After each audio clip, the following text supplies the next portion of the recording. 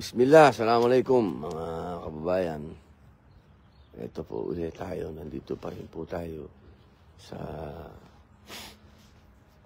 kumbaga sa Muntinlupa. Ito yung kanilang New Bilibid Prison. Nandito po tayo. Kasama po natin si Michael King. Si Michael King ang magmula daw po nung dumating si Mayor dito, hindi na siya kailanman umalis dito. Eto, pare. Magandang araw po dyan sa atin sa Pilipinas. Ako po si Michael King, isa po akong OFW dito sa bansang Netherlands. At hindi po ako vlogger, ako po ay pangkaraniwang mamamayang Pilipino dito po sa Netherlands. Pero dahil po sa ginawa nila sa ating tatay, ang hirap po matulog, hindi ko po tawag na po ito ng damdamin, kaya po araw-araw ako nandito. Pangako ko po dun sa lahat ng nanonood sa Facebook ko po. Pipilitin ko po, araw-araw po akong daraan dito, ilalive ko po sa Facebook ko. Opo.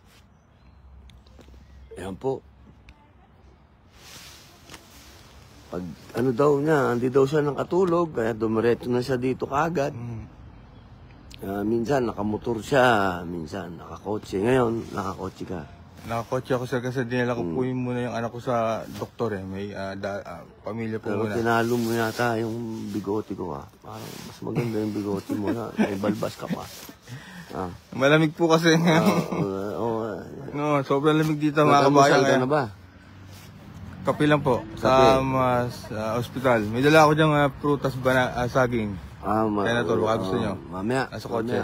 Fasting pa fasting pa. Doon sa mga followers ko po, ilalive ko maya-maya lang po dahil nag-live naman si Senator. Ako naman mamaya susunod. Magandang... Anong sabi mo sa akin kanina, Tol? Hindi ka nakakatulog. Bakit di ka nakakatulog? Ang feeling parang, Senator, pag uwi ako ng Pinas, yung may jet lag. Yung gusto mo magpahinga pero ayaw eh. Lutang Ako. Ganun eh. Parang may jet. Hindi ko po alam eh. Hindi ka makapaniwala? Hindi ako makapaniwala. Ang sakit po sa damdamin. Parang tinatawag talaga yung kaluluwa ko dito eh. Tinatawag ang pagka-Pilipino ko dito sa lugar na talagang Napakaganda naman nung sinabi mo. Tol, Michael. Opo. Senator talaga. Hindi ka nakakatulog, niisip mo yun? Paputol-putol eh. Kagabi paputol-putol. Pero ganun po talaga eh. Umiinom na lang po ako ng mga vitamins. Kailangan kumain tayo ng prutas para siyempre huwag magkasakit. Huwag tayo magkasakit. Dahil ang lamig, ano? Ang lamig po dito. Buong araw ka rito? Hindi po buong araw. Gawa ng kailangan po natin maghanap buhay. Maghanap buhay. Pero nung Sabado-Linggo? Sakto po ng pagdating ni tatay, wala po akong pasok. Kaya sinundan ko po. Wala po nag-utos sa akin. Ako lang po mag-isa. Magmula nung gabi, yung mga kinunan nyo nung gabi, nung dumating. Dire-diretso yun. Hindi pa lang po yun. Habang lumilipad pa po si tatay, tinatrack ko po sa flight track. Opo. Kumparating na. Kumparating na. Kasi sa aviation po ako nagtatrabaho. Alam ko po lahat ng pumapasok na aeroplano dito sa Netherlands at lumalabas. Nakikita ko po yun. Hanggang sa dumating sa gate, nakunan mo eh. Opo. Nakunan. Sinundan ko dito, hindi ko masundan. Kasi madami pong convoy, hindi namin alam kung saan dun eh. Nung Sabado, nandito ka din. Nandito po. Nandun. Kahapon, nandito ka din. Nandun po yung unang trial, nakita tayo ng umaga. Umuwi na rin ako ng gabi. Ikaw yung magang-magang nandun. Ako.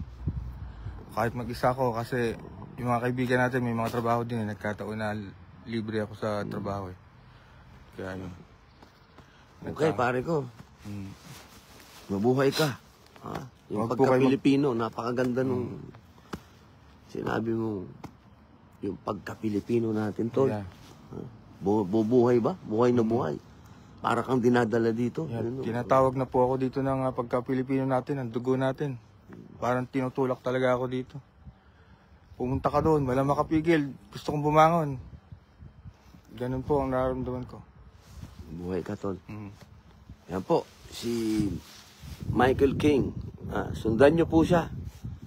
Siya po ang tinalaga na niya yung sarili niya na siya daw po ang magko-cover dito sa ating tatay. Michael King.